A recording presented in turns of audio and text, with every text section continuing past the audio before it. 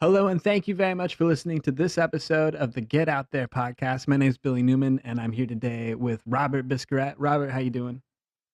Hey, doing well, Billy. How you doing? Doing good, man. Thanks a lot for doing Good. episode 10 of the podcast. It's pretty cool. Yeah, no, I'm excited, man. What is it? What episode is it?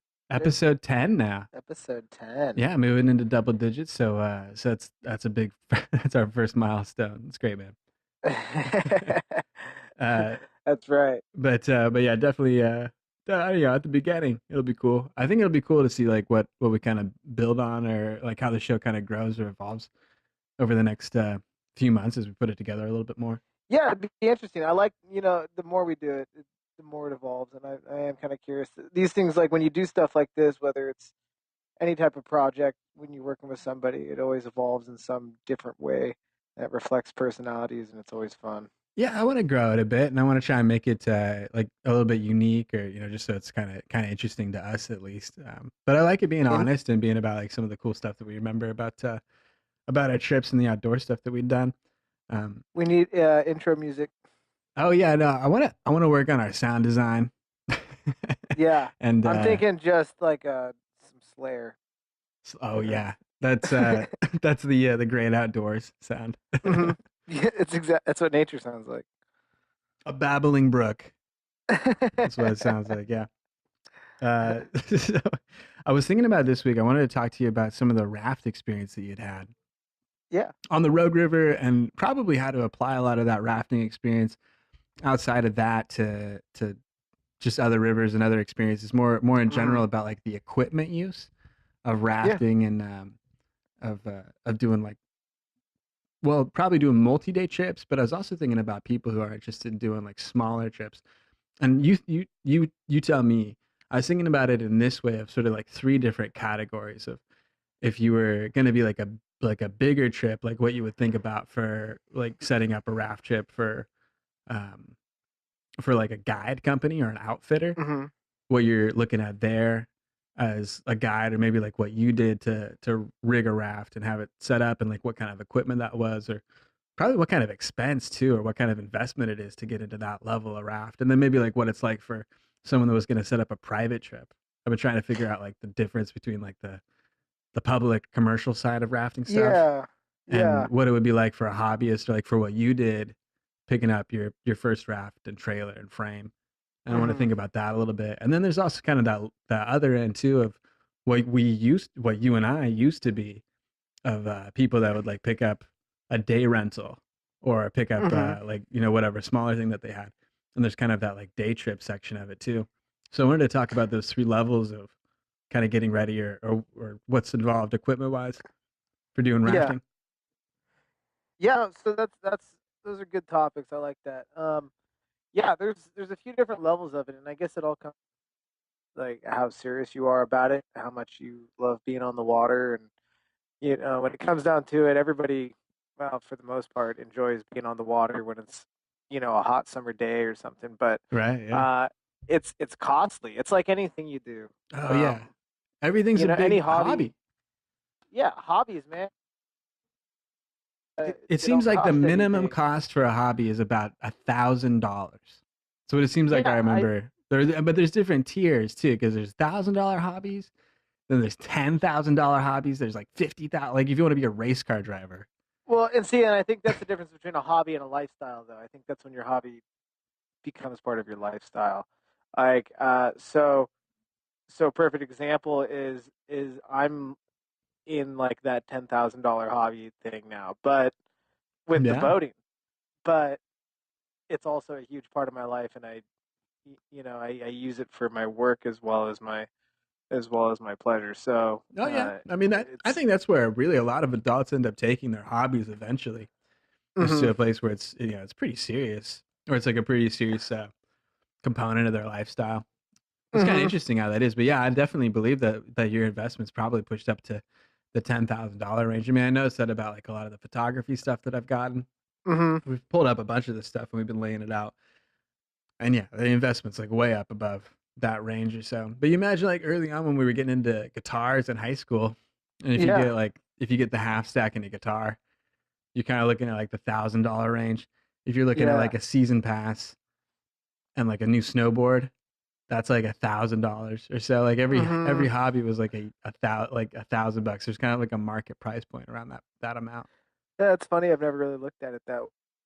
Right? It's weird. Yeah, it's Yeah. just these invisible numbers out there that seem to be the limits of what we'll pay, but Yeah. I paid for it every time it seems like. um, so yeah, no. So I guess I'll start with like your basic hobbyist that just wants to with the family or whatever, just get on the water for a day. Um, your best bet for something like that, um, especially if you don't have any experience with the water you're going to get onto, is rentals. You can do like guided day tours, which everything's provided. You guys are just out on the water doing your thing, and you can get into those for about $100. I've done a Um, few of those. I had a good time.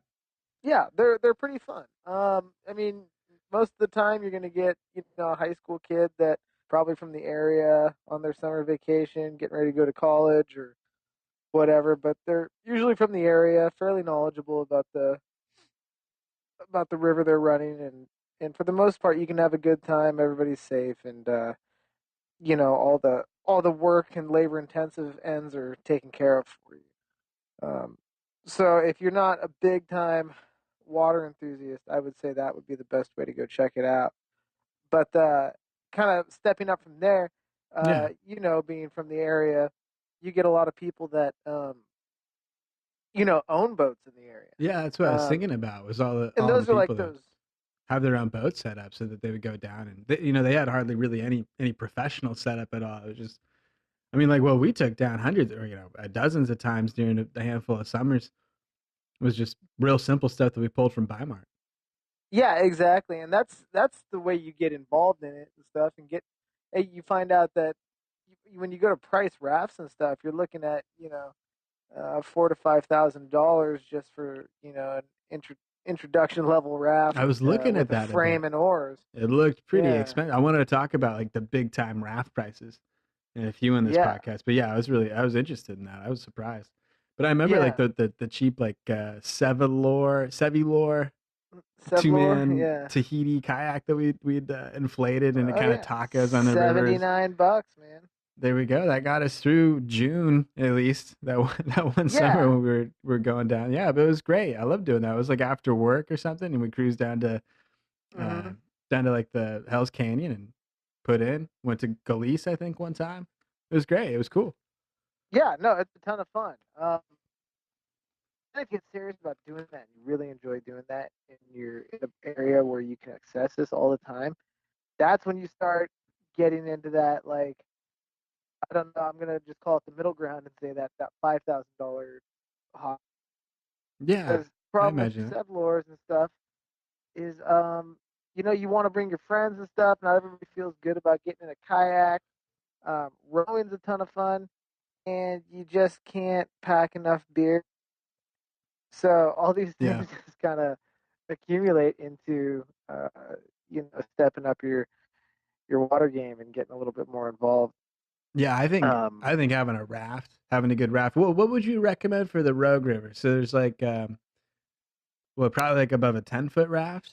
I'm You sorry, I lost connection with you Oh there for a yeah, second. you when you were on the Rogue, maybe even on like the day trip section, Uh huh. are you running like a 16-foot boat or an 18-foot boat? Yeah, yeah. Typically, anything we do on the Rogue is going to be 16-foot boats.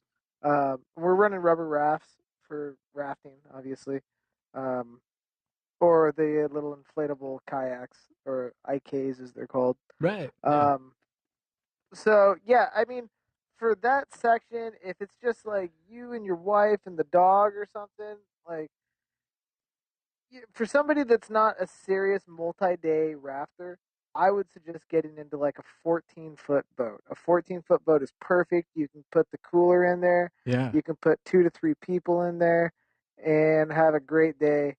Um, the only problem with that is if you start getting into multi-day trips, the amount of gear you start bringing adds up really, really quick, and a lot of times you can't accommodate your equipment Oh, and the interesting. people in the boat. Yeah. Okay. Yeah. Was that about the size of of So Tyler's dad's boat that we'd see go down on the river? Or is it yeah, either? Yeah, I did bet. or did you say Tyler's Yeah, dad? Tyler's dad. Yeah, I was wondering if that was about the size of his boat set up. I was thinking about him Yeah, and his what is he a had going 14 on. foot. Yeah. Okay.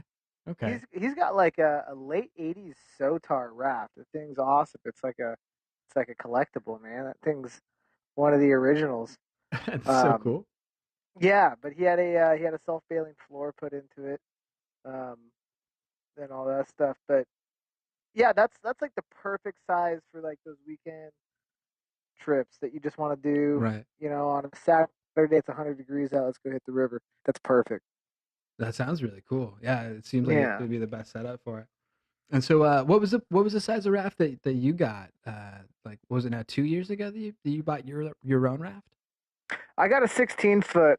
Just because the 14 ended up being too small for because that's typically what I do are the multi day trips, and that's the problem you end up with a lot of times is you just can't fit your gear in a 14-foot boat Okay, and still put two people in there. and that's why you It's went with just with 16. yeah, it's just a little more breathing room. I just think Yeah, it's more comfortable sure. and far better experience. I had a great time. I had a great experience on your boat. I think it Yeah, works really well. So and what's it's the? funny. Oh, go Oh, ahead. go ahead. Oh, I was gonna ask about like the lifespan of boats, or about like maintenance, and about like how old your boat is, how long you can Yeah, expect to keep a raft on the river. man, you can keep it. Okay, it's like any good equipment you buy for any form of outdoor recreating. It's all in how you take care of it. I, you know, everybody wants to get a boat, and I really kind of downplay it for a lot of people unless they're serious about maintenance Oh, sure. and upkeep and storage and Yeah, things like that. yeah, It's there's a lot that goes into it. You know, if you're gonna store it over the winter, try not to roll it. Keep it inflated. Those rolls become creases and then become weak I've seen longer where than PVC. Yeah, I've seen where it becomes weak. I had a dry bag that I put in the closet, 6 or 7 years Yeah. old, but when I pulled it out, yeah, where it had creased and it had sat, it got brittle and it cracked there, just in that spot. Hmm. It's weird, weird to see it, but it's interesting though. Yeah. So like when it's deflated, that's when you get creases, and that's when you get the extreme amount of weathering. Yeah. Well, not weathering. I mean, you got to figure these things are in the sun all the time. Another thing you got to Sure. do is they make a boat conditioner, and it's called like 303, I think. But it's like that terrible band. Oh yeah, um, dude, you remember those guys? of course. Yeah. Yeah, it was But horrible. there's like but you put it on. Is it polypropylene or what was it? What's the Uh, material that the rafts are made out of? the older rafts, if it's a good raft, is made out of hypalon. Hypalon. Yeah, and then the newer rafts are PVC. Oh, Um, really? Okay. yeah. So, but anyway, they make this boat conditioner, and what it does is, it's kind of like sunscreen for your boat, basically, and Okay. just prolongs the life by a lot of years. And Sure. it's kind of the end of the season gig before you break everything down Yeah. Okay. And then the through it. plan is that during the cold season you keep it inflated and you just have it stacked up in a dry area to store it. That's the idea. If you're gonna be serious about having a boat, I suggest investing in kind of a Somewhere to keep it, I suppose. I don't know. like if you're any serious boater. What was that? Oh, I was just gonna say, you would invest in somewhere to keep it. Yeah, yeah, absolutely. You got to figure you're gonna have a frame. You're gonna have probably two, maybe three sets of oars. Right. Life jackets, cam straps, just an abundance of things. And Yeah. Okay. for just anybody with a single car garage, that's a lot of stuff to store. Oh yeah, it's a ton of stuff to try and put together all into one spot. Yeah. So then you're rolling your boat and things like that. So if you can, the best way to take care of it, inflate it over the winter. That's kind of a good idea to try and keep it inflated during the cold season, or like while it get brittle. I had some neighbors that I think had like a big rubber raft that they put up out in the field, and Uh they huh. just let it like sit there for like winter and then summer and then winter and summer deflated. And like whatever happens with the earth and the grass of how Do you know how like when you pull up stuff and there's like all like little rodents and critters Yeah, and it stuff that becomes get this stuck like kind underneath? of Yeah, composting it's crazy how thing it going is. on beneath it. Yeah. And it was just crazy to see like this really nice raft just go to like nothing and just kind of be, Yeah, just become compost over 24 months or something. that No, is pretty crazy. I'm upset with those people. yeah, I know. I'm upset with them too. Well, okay. So I was wanting to ask you about this. Where do you go about sourcing all the other materials? So there's the raft itself that you can uh get, but then there's the frame, and then like everything else. Like would you go through? I know like a lot of the outfitters they buy a lot of their stuff from like NRS, Yeah. and then they at least in Southern Oregon, right? Everybody's pretty well hooked on Sotar rafts. Mhm. Now, is that Yep. like pretty common West Coast wide, or is Sotar like a smaller company? No, no. Sotar is known worldwide. That's what I had thought and They're a seen, and everybody like big seems to be, time deal. yeah, hit Sotar, but they're in Merlin, right? Yeah, they're right out of Merlin, Oregon. That's And outrageous. they say SOTAR stands for well, a bunch of different people argue that it stands for different things, but what SOTAR is an acronym for is state of the art rafts. And Okay, that's what they do. They produce rafts and they do a lot of dry boxes and camping cookware and then they're also just kind of a retailer for NRS stuff also. I've noticed But that before in the past. Yeah, I saw a yeah, lot of their stuff in there. yeah, you can go in there and buy your life jacket and chacos or Tivas is the way to go. There you But go, man. Yeah. um, but yeah, I if you're like me, man, okay, so your like little $5,000 raft can easily turn into a $20,000 raft if you're buying everything new. Um, Oh, really? Yeah. from NRS or SOTAR. Well, yeah, I pulled up the Um, Sotar page earlier, and I mhm, saw it listed. I wrote it down. It was for an 18-foot raft, one of those purple ones. It uh-huh. was $7,800. And that's just the raft. Just the raft, huh? Yep. That's not the frame, That's which crazy. nobody runs steel frames anymore unless you acquired it somehow or built it yourself. Oh, really? Yeah. Everything's aluminum now, Yeah.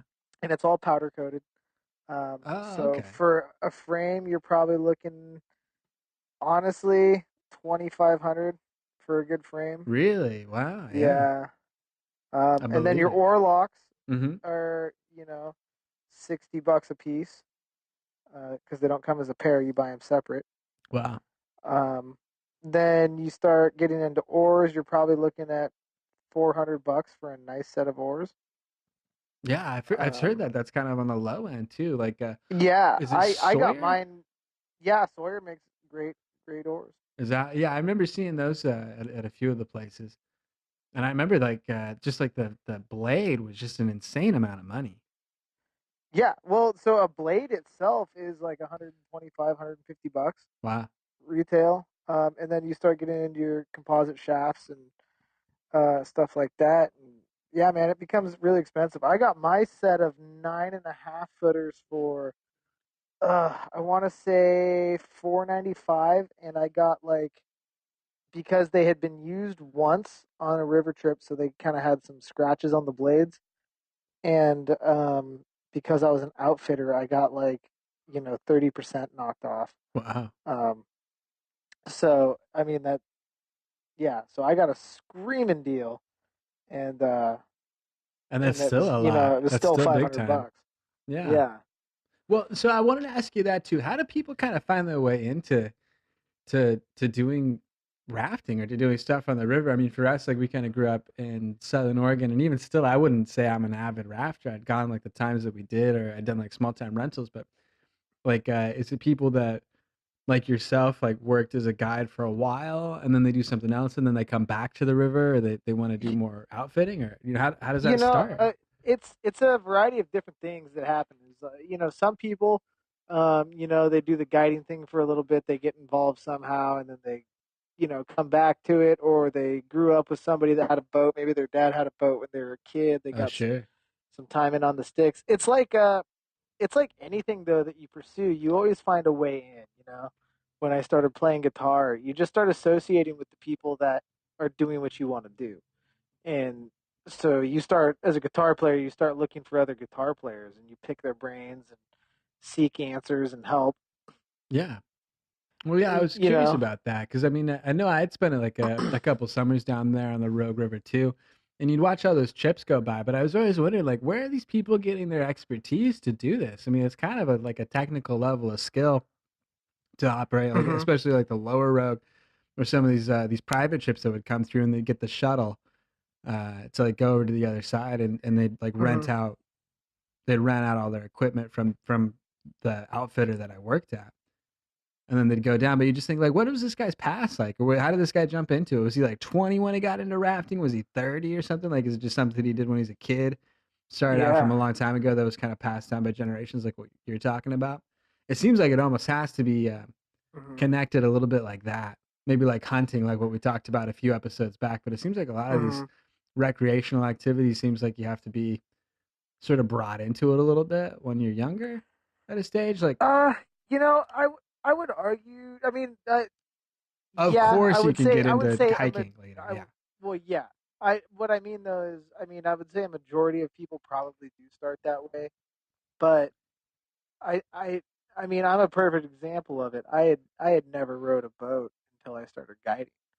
So, it was something I wanted to do, Yeah, but you're 23, and right? Or 20, or but yeah, I then understand definitely. yeah. But I mean, but it's, you can also be 50 and just say, make a friend with a boat and just say, "Hey, teach me the way." Yeah, yeah. I bet there's a lot of rivers that you could row pretty well, but I was always surprised just the magnet like the number of people that would come through that were travelers from other areas that would come through for their summer vacations and they'd like set up and book a trip, like a private trip for themselves to go to the lower Rogue or for themselves to spend a couple days on the river. But it was kind of cool. It was interesting. It seems like it'd be fun to jump out to like some other part of the country. Have you thought about that, Robert? Like other rivers and other parts of the country, maybe up and down the West Coast. That'd be cool. I'd always wondered about that. Yeah, so there's a variety of good rivers you could go to. There's the Umpqua, which is out of Roseburg, so still kind of Southern Oregon area. Yeah. Um, Okay.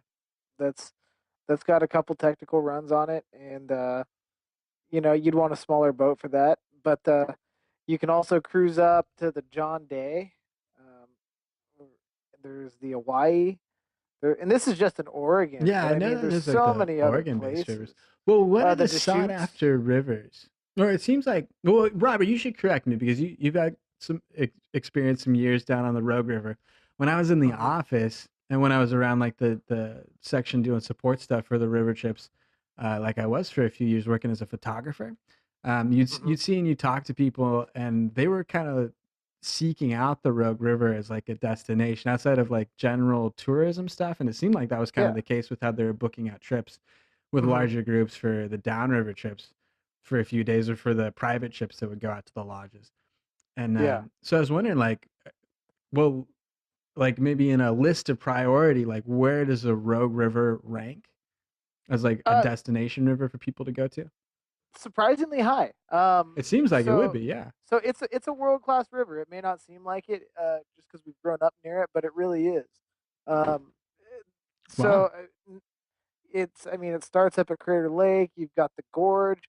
You've got the lower road that everybody knows about, and then also it was one of the 8 rivers instilled in the National Rivers Act, where they protected. Is that where they put it into Um, wild and scenic? yeah, Okay. yeah. So when they did the Protection Act on I forget what the other rivers are, but Is that just in Oregon or it is was that one of the 8. No, oh no, it was US nationally. wide? Wow. So, um, and they did 8 of them, and the road was one of them. Oh wow. So that was a part of it. It's got Okay. cinematic history. Well sure, yeah. Old John Wayne films, River Wild. Uh, a few other TV shows and stuff. Um, I mean, a lot of those things. It's kind of made a name for itself over the years, and then also it was. I mean, historically, it's where the Indian Wars, the 1850s, were going on. It has a rich mining history. I mean, so the history is rich. Um, Yeah, the history. it, I mean, it's it's definitely been. There's a lot of mining history back there, a lot of Indian War history back there that I'd heard about. Yeah. And it seems like over probably the last 15, 20 years, seems like the tourism part of sport rafting and like Mhm. sport tourism through that area has kind of increased a little bit. I don't know if the numbers reflected in the same way, but it seems like in general the whole like the national trend of people going to REI seems up. Does that make sense a little bit? Yeah, no, I absolutely, I think a lot of that is just this younger generation. Um, our you look at our parents' generation, the baby boomers, and they were really career oriented and things like that. Sure. Um, and to be fair, they set our generation up pretty decent as far as having enough free time to go recreate a little more frequently than they were able to. Yeah. Yeah. And I think that's where I think a lot of that comes from. And as a result, we've just seen a lot more people recreating in different ways and shopping at places like REI and things like that. Yeah, I've seen it a lot too. It seems like the promotion of the that level of lifestyle, the recreational lifestyles, has increased a lot in the last like 5 years. In the last 10 years, it seems like it's up. From 2005 Hmm. to 2010 to now, then like 2015, 2017. Now, like what it is for us, seems like it's kind Yeah. of been ramping up like quite a bit. Maybe that's just been me and my involvement No, I think in it's a that good industry more. observation. You know. Well, yeah, it definitely does. I mean, you see, like the last handful of years, sort of the angle of marketing that Oregon has taken of being sort of this Pacific Northwest wonderland Hmm. environment, and I think really that's just the marketing department of Travel Oregon really trying to push like tourism dates in the Northwest. It's kind of Well, interesting how those things work. absolutely. And a big component in that was is wine culture kind of blowing up in this area as well. Oh yeah, the wine Um, culture. Yeah, Yeah, that's created a huge spark as far as tourism goes. Because now everybody's going, wait, I can go do a legitimate wine tour and still go whitewater rafting. I don't have to go to Napa to go do wine. yeah. Whitewater And raft then the Russian River down there, man. yeah, I no, don't know that'd what be that one sweet. is, but Sacramento River. Yeah. But yeah, it's. I'm sure there's a lot of fun opportunities up here. You should tell me, Robert. I remember because you probably interacted with more guests than I ever did. But when Hmm. I was interacting with guests, it was kind of interesting to see the cycles throughout the summertime because you would see a lot of people coming in from just different area, like from Illinois, and they'd be on a 6 week vacation where they started in Southern California and they were on their way up north, or Hmm. some reverse of that, where this was just a stop in a whole number of different things and places that they were going to go to. So the day before they were in the Redwoods, the day before that they were in San Francisco, and on and Yeah. so forth, like a road trip would go. But it was interesting to hear about that. I was wondering if you had heard or had experienced that same kind of thing with the people that were kind of interacting with the river. Yeah. No, I have a ton of experience with that. Uh, Sorry, I just side note. I always say yeah, no when I start stuff, and I catch it sometimes, and makes me laugh. It's all Um, good. anyway, anyway, people coming up. It kind of depends on the type of trip you're running. So, if I'm running a day trip, um, I'm going to get a lot of people that are a 3 week vacation, kids are on summer break, or they're retired and they got the RV or something like that. That's where I get a lot of that. Hey, we Sure. were just in Okay. the redwoods tomorrow, that type of deal. Running the multi-day trips, you get people that are a little more serious. Like they've been planning this for the last year and a half. They saved up the money, they got everybody together, and then this is their trip. Yeah. So a Okay. lot of times we get those people are flying in for their trips. A lot of those. I remember seeing Whereas, that where it was like four chiropractors and their wives were going on a rafting trip, and it was this very well planned yeah, out, structured. Everybody's paid in advance, like hmm, back in March. It's interesting how that was. I wanted to get into that with you too. A little bit of like uh the huh, the shows that you went to. I think what did you say you went to one in Colorado, and then one in Las Vegas? Colorado, and one in Vegas. Yeah. Yeah, I was interested in that because that's like the other side of it, like of where they're trying to like book some of those trips, and they Hmm. book them like a year out, or I remember like they book them even like 2 years out sometimes. Oh yeah, no, we were booking 2 years out when I was on these trips. Wow, Yeah. I remember So that at I Rogue mean, Wilderness when I was working with them. How they'd have weekends set up for people already for yeah. private trips, for guided trips, and they just have that stuff already scheduled out. It was Yeah, just I really mean, interesting. if you're waiting until summertime to try to book a rafting trip, it's probably not going to happen unless there's a cancellation. But at that point, you're kind of at the mercy of the dates available. Not Absolutely, yeah. Yeah, it seems like yeah. everyone had their things already sorted out, and just everybody had their equipment set up, everybody had their bookings, their flights, all that was, like, Yep. well made in advance of that, especially for the Hmm. travelers, especially for that, but for us local people, it seems like it's a lot easier. I don't know, Yeah. it's been cool. But so you were talking about, well, I was just trying to figure out about, like, the NRS equipment. The cost of it. Yeah. You were saying that's what lifts up to like the $20,000 range pretty quickly, like when you're equipping a boat. And I was Yeah. interested in that, like of just different things you'd seen or different ideas that you had when you were trying to price out and set up your own. Like you purchased used, right?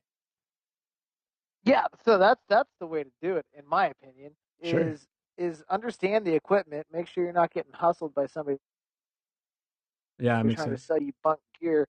But um, but yeah, just scope around, man. Craigslist is such a helpful tool. Like It really has if been you're for me serious too. about buying something, it's just look every single day.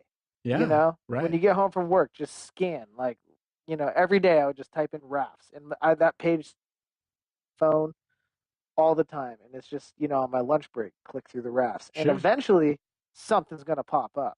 I got my raft just from association of the company. There was a raft that they came upon, and then we're getting rid of, and I just happened to catch word Right. of I it, and I remember picked that. it Yeah. up. Yeah. That's Um, great.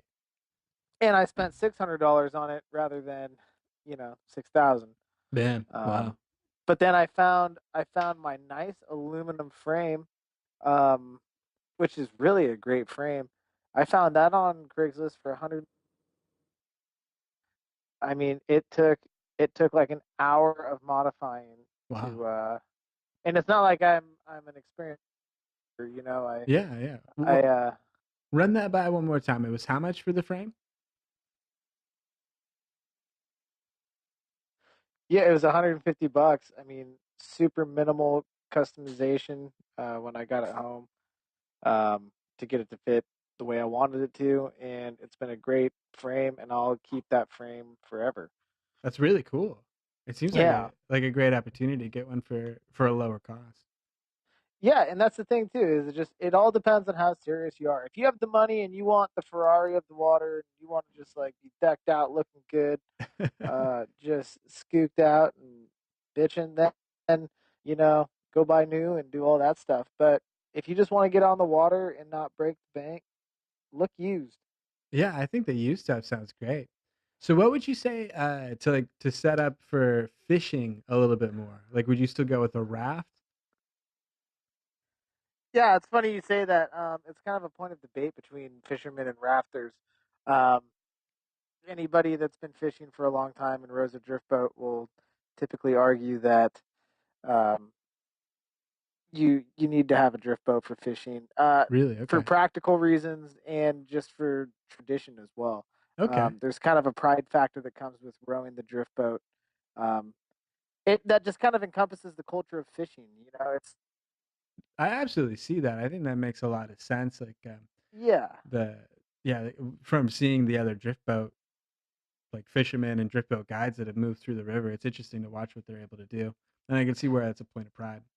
It's in the practicality level of it is you can hold a drift boat in a spot while people fish a lot longer than you Sure, can a yeah. raft, a lot less surface area for drag. Right, a lot less Um, work, a lot less drag, a lot less but then also that intrusion. the fishing end tends to be more zen and kind of peaceful and one with the Right, river and nature. I was thinking it And was more in town with that yeah, experience, yeah. yeah, exactly. It kind of provides a more intimate experience if you can understand that, I guess. Um, but yeah, and then also, I mean, with a raft, you got fish hooks and knives and things like that going on, and you start thinking Drop a about the bunch of those. logistics of that, and Yeah. it's just not really a great idea. Yeah, I understand that. But So, when you guys do well, do you guys do any fishing off the back of the raft in the summertime when you're fishing with troops or with groups, or is that like just for the fishing trips during the we summer? we typically we'll let people bring fishing rods and stuff, but we'll let them fish out of camp rather than the boats. Sure. Typically, there's 5 other people in the boat with them. Right. So somebody getting hooked or So dropping back to throw a cast and exactly and grabbing an hooking eyelid. old Tommy right in the face. And Yeah. so Little treble yeah, no, hook in the throat. I run a rod off the back of my boat Well, when I I was remember that when we went. running Yeah, you though. had we were kind of trolling Yeah. for some bites there, which was a good time. It was fun. I'm in the gear boat, so I kind of make Make your own my own rules back there. rules. Exactly. Exactly. Unless anybody that I work with is listening to this and then I play follow totally by the rules. follow all the rules out there That's what I do. I'm a on rule the follower. high seas of the Rogue River.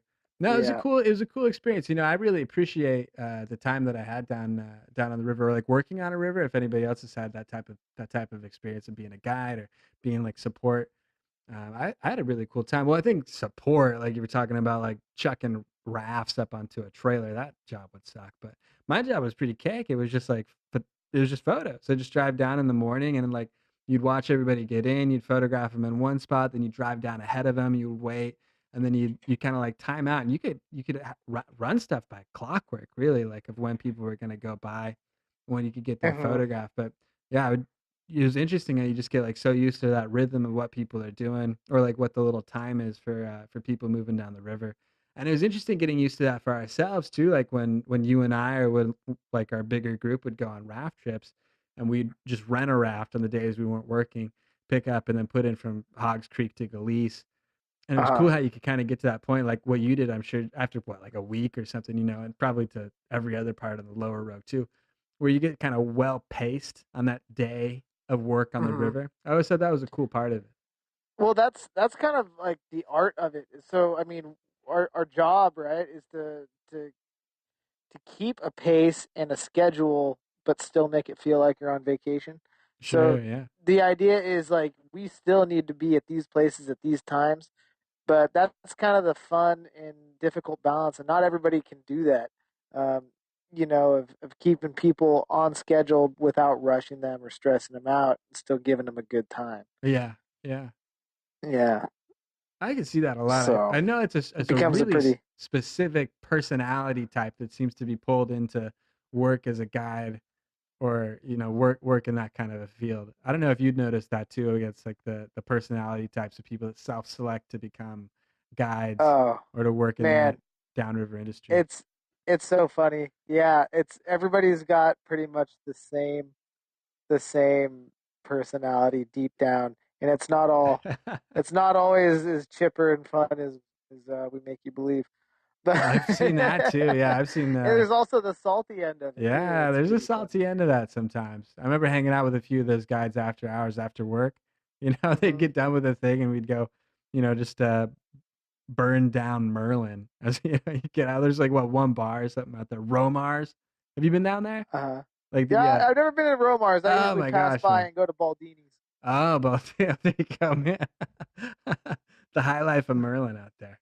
Yeah, That's it, man. yeah, Good treat. those guys could be troublemakers though. It turns out, but it was fun Oh times, man. yeah. They're a lively group. It was kind of cool. Oh But man, I love hanging out with those guys. It's if anybody gets you the way you want to be understood, it's definitely river guides. For me anyway. I've had a good time with it, man. It's cool. Yeah, it was a fun time being down there, and I always had a great time. I mean, it's just there's no cooler place to work, right? Or to like get to hang out for a while, just being down on the river, and it's what I'd always Yeah. appreciated the most. It was fun. I remember working like every single day of August and like almost every single day of July. It was just like super packed, and then right up till Labor Day, and boom, it's done. It was always Hmm. weird how that part of the season worked. At least, my part of it, right? Of doing photos, doing it in that section. But yeah, as soon as school starts, the river like died off completely for that upper section. Yeah, and it does that in the canyon too. You're working, and it's crazy because you're working back to back to back to back trips all summer long from the springtime, and it seems like as soon as Memorial Day hits, you're just like out of a job. Yeah, it It's really just like, was oh, true. Yeah. everything just stopped. Go back to your life now, No, and well, it's so sudden that you don't even. It takes you a while to adjust out of that. it was really tough. Well, the first year it was great because I was a college student. I think the first 2 years I was a college student, so it was like the summer job where I'd come home from college and then I'd work on the river doing that like every day of the summer break. And then right, as soon as it would stop, that's right at the time I needed to move back up and start stuff for that next year. And so that worked out really well. And then the last bit of it is when I did stuff to go on those trips, right? Like when I finished up college, I worked like all the time that summer to save up money. And then as soon as that stopped, I took off and I went into work, or like I went into working on those long like 50-day road trips that I did, where like I went downriver, or not downriver, but I went out to like, whoa, Robert just dropped off the line there. I should just notice. Sorry for being a little distracted for a second, but to wrap up, I guess everything we were talking about, what I did is we finished up a ton of the photography that we were doing on the Rogue River, like supporting all of those day trips, those downriver trips. And then I took all that money that I saved up to do those long road trips of camping and traveling and backpacking and stuff in the fall. And that's after I finished up college, which was a super awesome ability to afford that, like during that year of your life when you're flexible enough that you get to do that kind of stuff. And it was super fun. I was really glad that I got to do it during that time. But shoot, it's too bad. Robert wishes he was here. I'm sure he does. He just dropped off the line a second ago, and he didn't pick up back when we tried to Skype him back. One of the silly things about doing little Skype things. Maybe I should call him, or try. You guys can listen to me dial in. Robert, are you there? Nope, no pickup. I'm just kind of teasing though. But I guess I'll wrap up everything on the podcast, and I'm sure Robert wishes that he was here to announce that we have a Facebook page that I think we're putting together. That's what he had talked about. Episode 10, right? That's what we had to have figured out. But we have a little bit of a Facebook page going on. I think Robert's going to be working on that. I'll try and post a link to that sometime soon. But outside of that, we have everything at the billynewmanphoto.com. And I think it's at the podcast section of that page. And then you go to the Get Out There section. You can also search for Get Out There on iTunes, of course. And it seems to come up right away. It's pretty cool having a little podcast in there. I've been looking at the numbers and it seems like they're growing a little bit. But if anybody has any questions or any interest that they'd want to listen to us talk about, or that we'd have any stories about, I mean, I guess it's a lot of what the podcast focuses on.